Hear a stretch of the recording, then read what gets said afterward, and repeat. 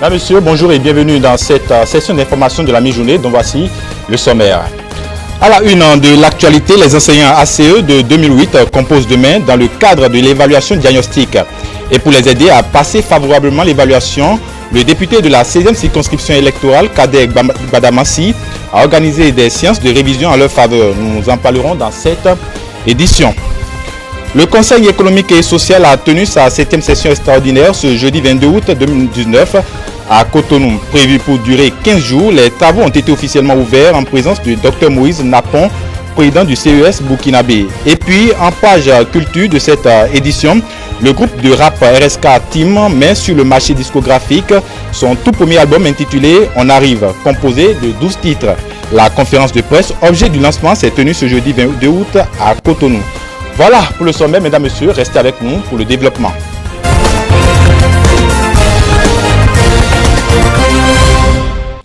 Bonjour, bienvenue à tous. Comme je le disais en titre, demain, samedi 24 août 2019, aura lieu l'évaluation diagnostique des enseignants agents contractuels de l'État de 2008. Et à ce sujet, nous recevons dans ce journal Agapit Napoléon Maforican, consultant politique. Bonjour. Bonjour Amérique, bonjour à tous les téléspectateurs. Alors demain, c'est le grand jour. Dites-nous si vous avez l'impression que tout est fait prêt pour que ces évaluations se passent dans de très bonnes conditions. Écoutez, si tout doit être fait prêt, ça c'est au niveau du comité de pilotage, de tous ceux qui sont à l'équipe d'exécution du projet.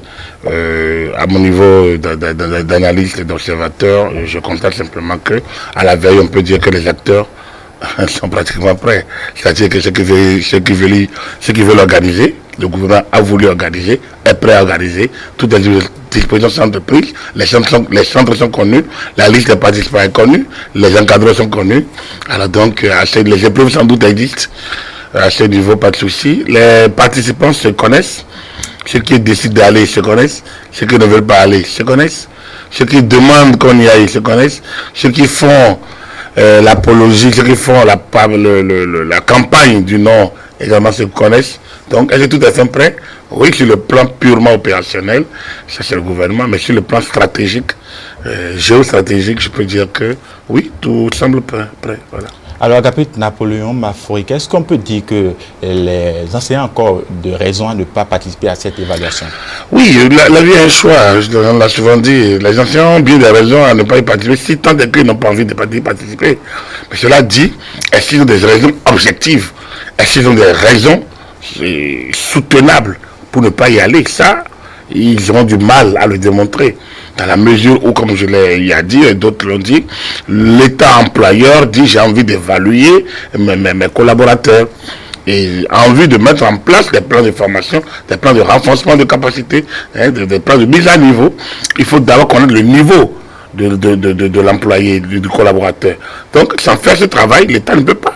Donc, l'État est le seul à savoir, l'employeur est le seul que la stratégie est. Le processus était participatif.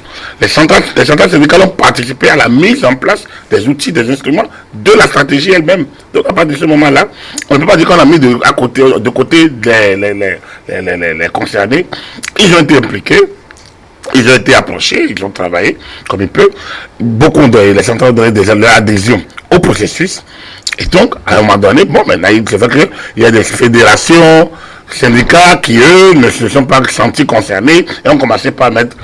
Alors, plusieurs raisons sont évoquées. Le gouvernement a passé son temps, depuis des semaines, à rassurer, donc, sur le bien fondé, à rassurer sur sa bonne foi et à expliquer le processus. Et le mode opératoire ne peut que favoriser l'émergence d'une nouvelle approche de l'éducation nationale. Donc, je vais dire la culture de l'excellence, comme on a pu le demander, le réclamer à un moment donné. Donc, oui, est-ce que les anciens ont encore des raisons?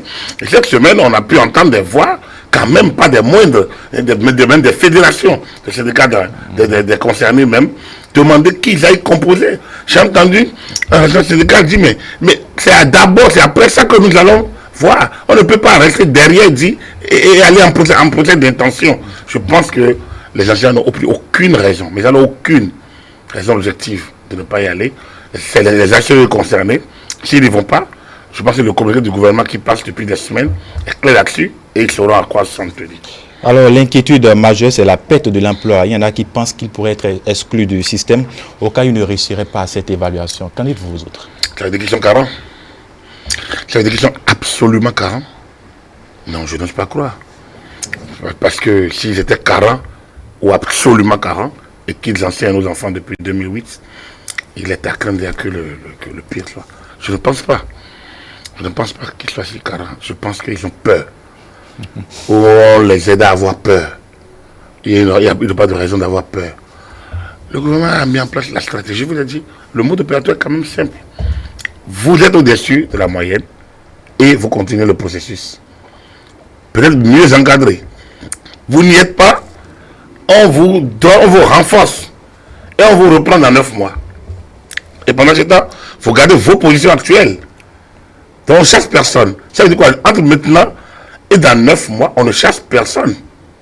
C'est ça, hein? Maintenant, lorsque vous êtes évalué à nouveau et vous n'êtes pas encore au-dessus de la moyenne, au niveau, mais on vous réoriente. Ça veut dire qu'on n'a pas dit qu'on renvoie quelqu'un. Alors ce qui parle de renvoi, c'est qu'ils ont des problèmes. D'abord, de compréhension. Et s'ils ont des problèmes de compréhension, comment vous voulez qu'ils aillent expliquer des choses aux enfants en tant qu'enseignants?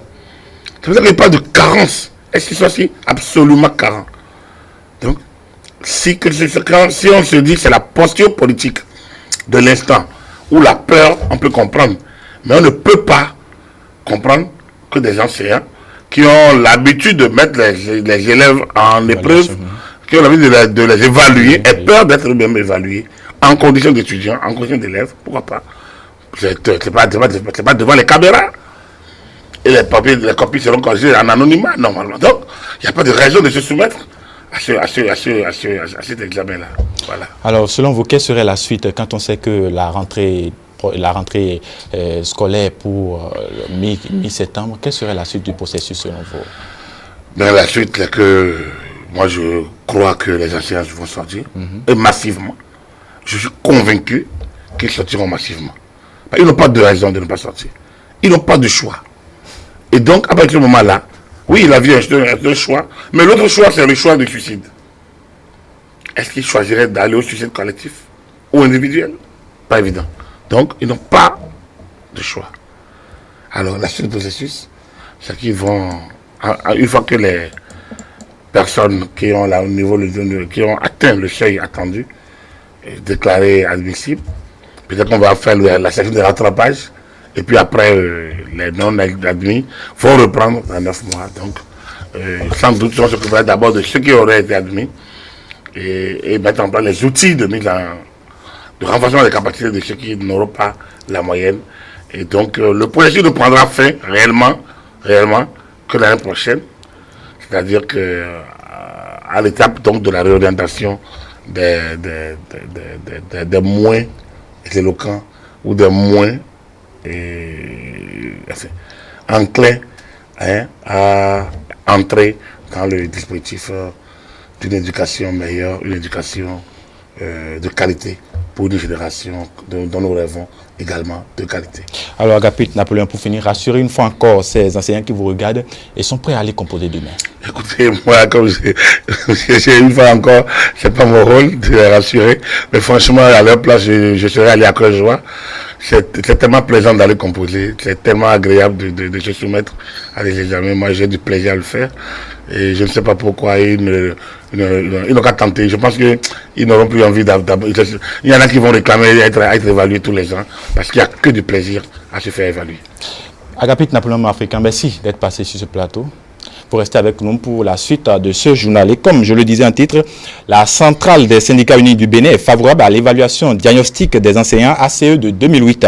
À travers une interview accordée à notre rédaction, le secrétaire général de cette centrale syndicale invite ses militants et enseignants concernés à se rendre dans les centres retenus pour la composition de samedi. On écoute à nos micros.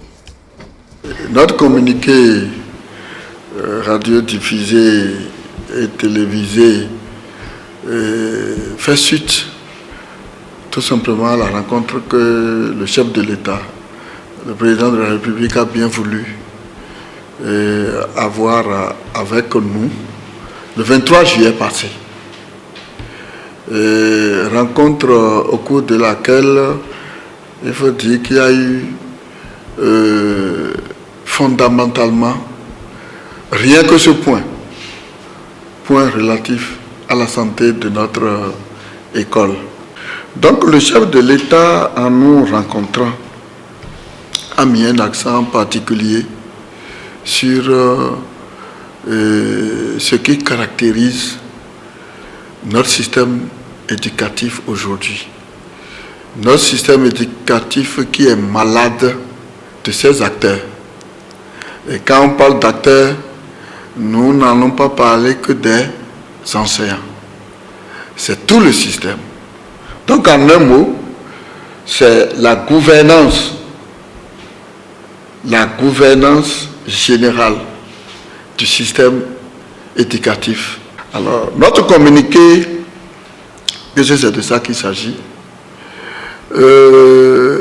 a tenu compte des grandes conclusions, pour ne pas dire décisions, qui sont issues de cette rencontre qui a duré pas moins de 3 heures de temps. L'évaluation, elle est une affaire récurrente. Bon, nous n'allons pas avoir peur d'une évaluation. Là où je suis en tant que SG, je peux être évalué. Vous-même, journaliste, vous pouvez l'être également. Alors, ce que nous avons craint, et ça, on a mis un accent particulier là-dessus au chef de l'État, qui a pris l'engagement. Et nous devons rester vigilants. Mais notre vigilance doit partir d'abord de cette confiance que nous allons placer à notre premier magistrat, qu'est le président de la République. Donc, il nous a fait dire à travers ces 3 ministres, les 3 ministres des 3 autres d'enseignement qui étaient physiquement présents à cette rencontre-là, de nous impliquer. Nous l'avons demandé et il a accepté. Vous savez, il y a eu assez de polémiques. Parce que, comme je vous l'ai dit tantôt, le saut dans l'inconnu, c'est difficile. Donc, ça a entraîné des polémiques. Et nous avons tenu à rassurer nos militants. Et c'est pour ça que nous avons pris ce communiqué pour les inviter à aller prendre part à cette évaluation, qui, du reste, n'est qu'une évaluation. Alors, et pour aider ces maîtres de l'éducation à passer favorablement cette évaluation, le député de la 16e circonscription électorale a organisé une séance de révision en leur faveur, laquelle s'est tenue les 21 et 22 août 2019 au Collège d'enseignement général Segbeya de Cotonou. Rafiatou Mamadou et Jean-Marie Kedolou ont fait le constat. Suivez le compte rendu. L'évaluation du 24 août 2019 qui vise à renforcer la qualité des enseignants béninois a été décidée en Conseil des ministres le mercredi 7 août dernier. Et pour répondre favorablement à cet appel et donner un résultat reluisant, l'honorable Kardec Badamassi, élu de la 16e circonscription électorale, offre une séance de révision aux enseignants de sa localité. D'autant puisqu'il s'agit des enseignants qui ont déjà fait leur expérience et ils étaient vraiment acquis pour la cause. Nous avons eu à traiter des sujets sur l'étude des cas en pédagogie appliquée. Nous avons traité un exercice hier. Aujourd'hui, nous avons abordé 2 autres exercices que nous sommes en train d'achever.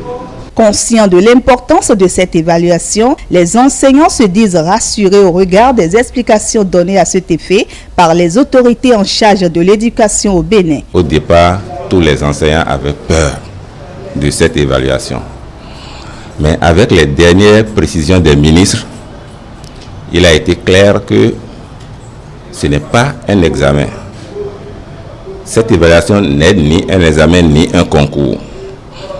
Et ça a rassuré la plupart des enseignants concernés.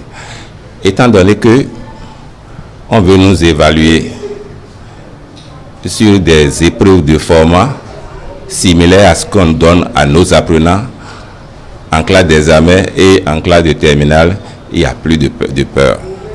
Et les enseignants sont maintenant rassurés pour participer à cette évaluation. Le représentant des enseignants invite donc ses collègues à sortir massivement sans peur pour aller composer. Les enseignants, pour la plupart, comme je viens de vous le dire, ont fini de pas comprendre l'objectif. Et par conséquent, si certains continuent de douter, je les invite à répondre présent le samedi matin pour cette évaluation qui prendra au plus 4 heures de temps pour nous les enseignants. Et par la suite, nous allons mettre l'État dans l'obligation de satisfaire nos doléances. Rappelons que l'évaluation des enseignants reversés en 2008 est prévue pour le samedi 24 août 2019 sur toute l'étendue du territoire national. On change de sujet à présent. Après 5 ans de passage à vide, de torture morale, psychologique et peut-être de difficultés financières, l'ancien procureur de la République, Justin Gbenamento, peut se frotter les mains et se réjouir de l'issue de sa requête à la Cour constitutionnelle.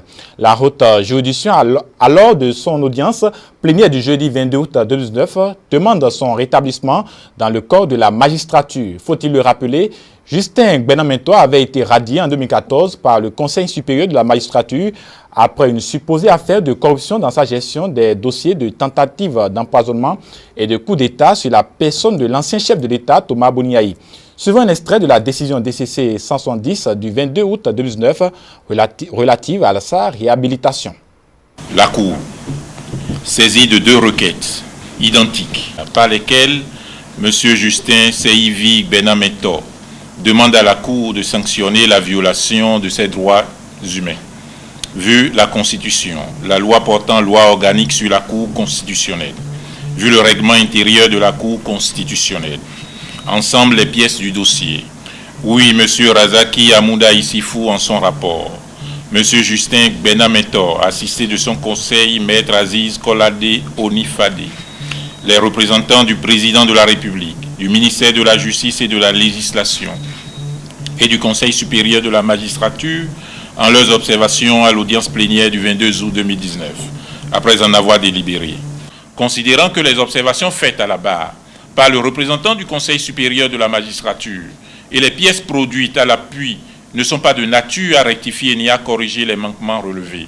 Qu'en ce qui concerne le décret dont la photocopie est produite, il n'est opposable au requérant qu'après avoir été publié au journal officiel.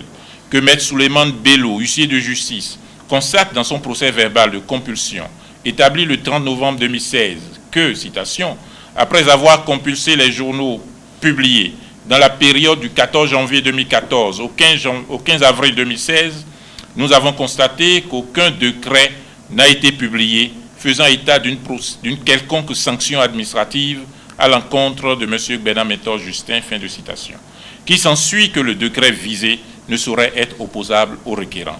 Considérant qu'au surplus, il n'est pas établi que M. Justin Seivi Gbenamento ait reçu notification du dit décret de révocation, que le garde des Sceaux, ministre de la Justice et de la Législation, en charge de la notification au requérant de la décision de révocation, n'a reçu de la part du Conseil supérieur de la magistrature notification de la dite décision de révocation rendue le 14 janvier 2014 que le 8 mars 2019, après l'introduction du présent recours. Considérant qu'en l'espèce, le Conseil supérieur de la magistrature, auquel l'article 128 alinéa 1 de la Constitution et l'article 17 de la loi organique relative au Conseil supérieur de la magistrature confère un pouvoir juridictionnel propre à prononcer la radiation du requérant par décision en date du 14 janvier 2014. Que le fait que cette décision n'ait pas été efficacement portée à la connaissance du requérant est constitutif d'un dysfonctionnement entre le pouvoir judiciaire incarné en matière de discipline des magistrats par le Conseil supérieur de la magistrature et le pouvoir exécutif. Que ce dysfonctionnement est cause de torture morale, portant atteinte à la dignité inhérente à la personne humaine au sens de l'article 5 de la Charte africaine des droits de l'homme et des peuples, et met également en cause le droit d'être jugé dans un délai raisonnable.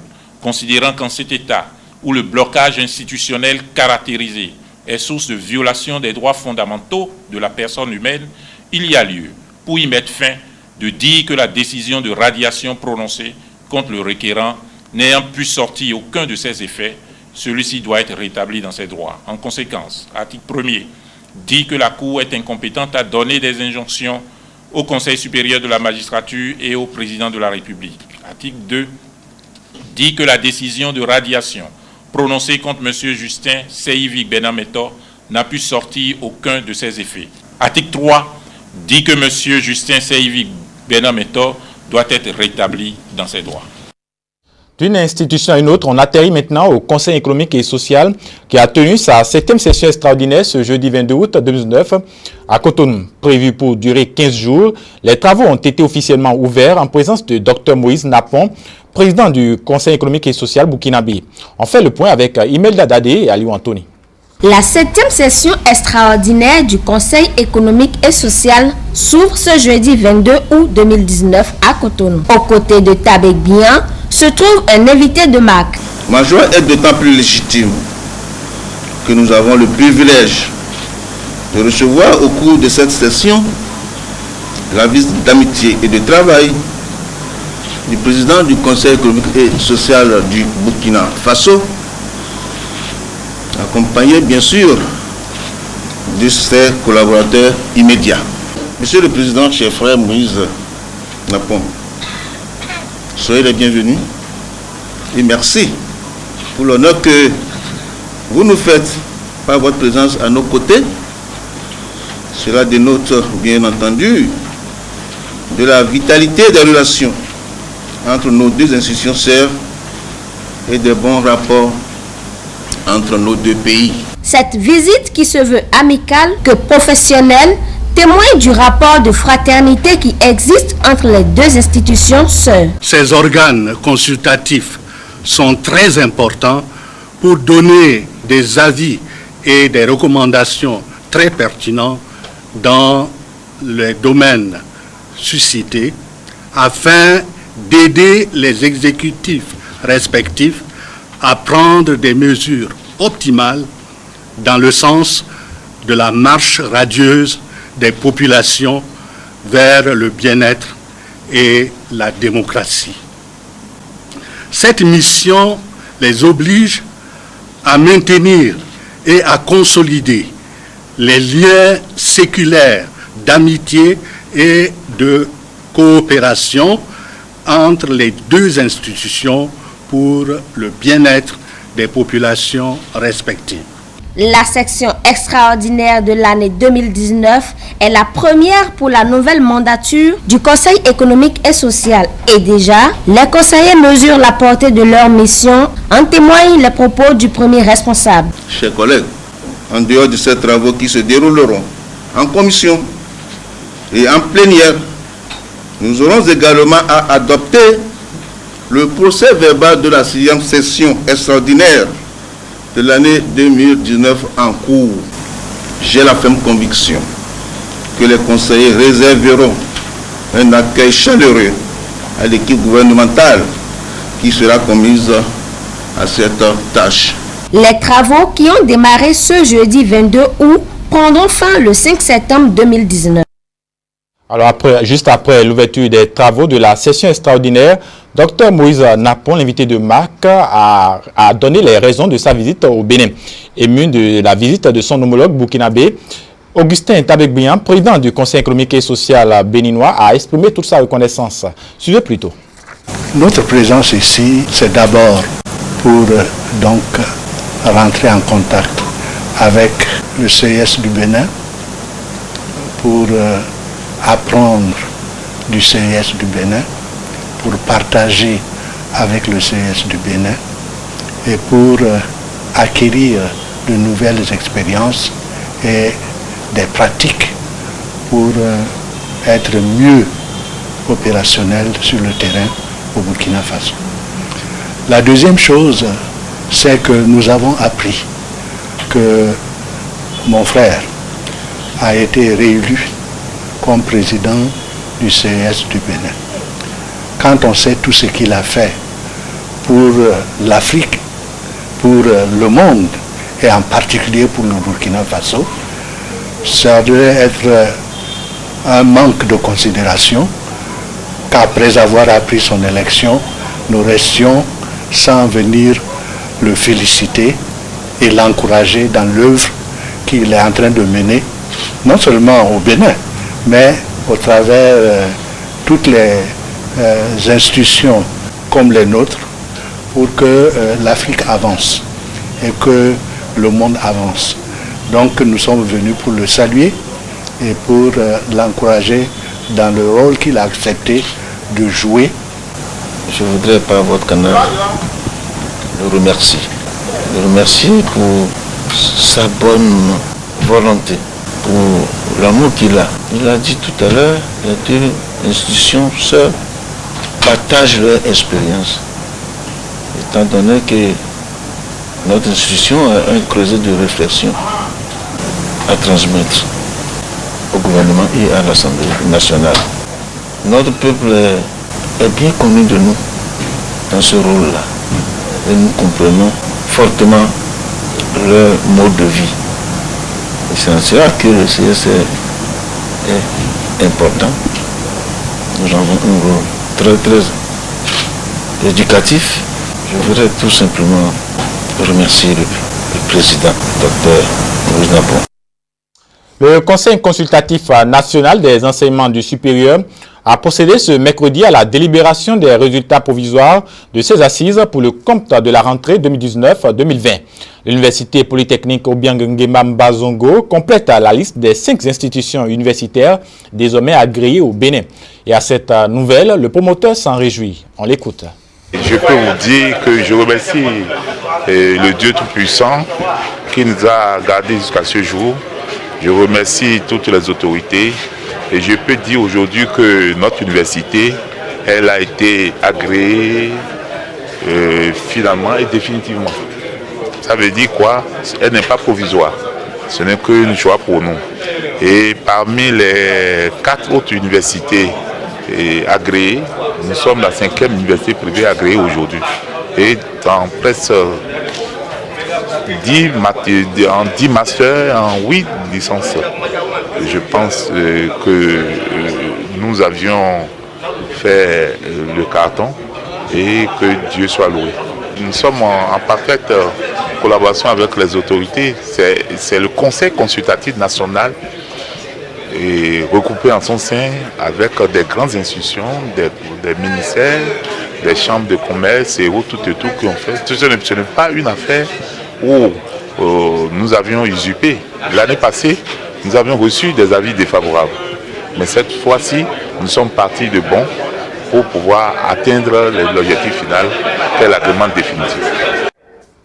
Le Conseil des ministres en sa séance du 7 août 2019 a autorisé la mise en place d'un système d'information pharmaceutique intégré appelé Plate e-pharmacie. Ce nouveau dispositif permettra d'optimiser et de sécuriser la traçabilité des médicaments tout au long du circuit qu'ils effectuent, à savoir du laboratoire jusqu'au patient qui est le consommateur. Abordée sur la question, la secrétaire à l'organisation du syndicat indépendant des pharmaciens du Bénin nous explique le contenu réel de cette plateforme. Elle est au micro de Rafiatou Mamadou. La plateforme e-pharmacie est un système d'information pharmaceutique intégré qui va faire intervenir 3 éléments essentiels. Un réseau logistique qui va permettre d'interconnecter tous les acteurs du système pharmaceutique, une plateforme centrale qui recueillera toutes les informations nécessaires à la traçabilité du médicament et des outils nécessaires à la digitalisation et à la sécurisation. Simplement, il s'agit d'un système qui va permettre, à partir d'outils informatiques, de suivre le médicament depuis le laboratoire jusqu'au patient. Chaque boîte de médicaments va disposer d'un identifiant qui va lui permettre, au moment de la délivrance par les professionnels de la santé, que sont les pharmaciens, de donner comme information au patient que ce médicament n'a pas encore été délivré, d'une part, et qu'il est délivré au patient. Donc tous les acteurs du secteur pharmaceutique sont informés que ce médicament a été délivré. Aucun autre médicament ayant cet identifiant ne pourra être délivré. Donc, tout autre médicament ayant cet identifiant est considéré comme un faux médicaments. Ça, c'est un premier point. Et ça va permettre de sécuriser la délivrance du médicament. Ça va permettre d'empêcher la délivrance des faux médicaments. Alors, un système qui sécurise la délivrance du médicament, qui permet de lutter contre les faux médicaments, ne peut qu'arranger le pharmacien local. Ça conforte le pharmacien dans l'exercice de sa profession. Ça permet au pharmacien de rassurer et d'être sûr de ce qu'il est en train de délivrer. Ça permet aussi d'empêcher les non-professionnels de venir délivrer des médicaments qui ne sont pas de vrais médicaments. Ça sécurise le circuit pharmaceutique. Circuit pharmaceutique qui a longtemps fait l'objet de beaucoup de problèmes. Aujourd'hui, nous sommes à une étape où le circuit sera sécurisé et c'est l'évolution internationale va dans ce sens, où les normes vont dans ce sens. Aujourd'hui, les pays comme les États-Unis ont commencé à implémenter ce système de sérialisation des médicaments depuis l'année 2019. D'autres pays ont déjà fait sauter le pas, la Chine, l'Argentine, la Turquie, et j'en passe. Donc aujourd'hui, le fait que le Bénin s'inscrive dans le mouvement de modernisation du secteur pharmaceutique est très, très intéressant pour les pharmaciens. Pour le patient, en termes de coût, à l'étape actuelle du projet, on ne pourra pas dire qu'il y aura un surcoût pour le médicament en tant que tel. Ce qui est sûr, c'est que le coût de la non-qualité sera considérablement réduit. Le coût des conséquences de l'usage des faux médicaments sera considérablement réduit et donc le coût global est nécessairement réduit. Économiquement, c'est bon pour le patient. On arrive, c'est le titre du tout premier album du groupe RSK Team. L'album composé de 12 titres a été lancé au détour d'une conférence de presse tenue ce jeudi 22 août à Cotonou. Le point avec Stélia Padonou et Jean-Marie Kedolou. Révélé au public à travers le single Bemisoke, RSK Team se veut plus proche de ses fans. Dans un album de 12 titres, Fafa, Collé et Aspégique proposent au public une variété musicale avec plusieurs thématiques abordées telles que Dieu, les faits de société, l'amour et bien d'autres. Notre album est de 12 titres. En premier, on peut voir Bemisoke et après on a Niemonte Bléo qui est un morceau qui parle d'amour, Olomouché qui parle de Dieu, on a Nukata au cœur du peuple, fond de rue, puis pour finir on a Pour mon pays.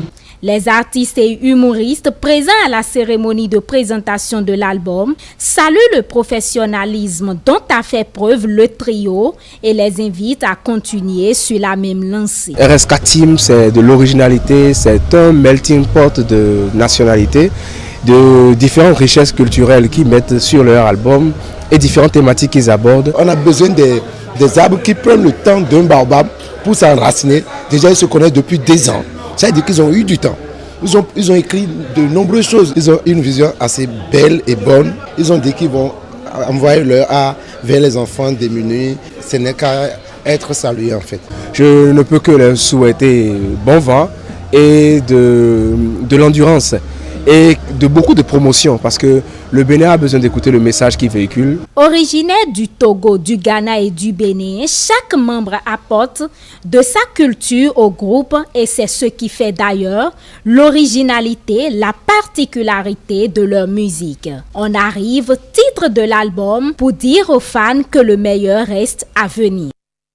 Voilà, fin de cette édition derrière laquelle se cache toute une équipe qui vous remercie de nous avoir suivis. Prochain rendez-vous de l'information présentée, c'est à 19h45. Mesdames, Messieurs, portez-vous bien.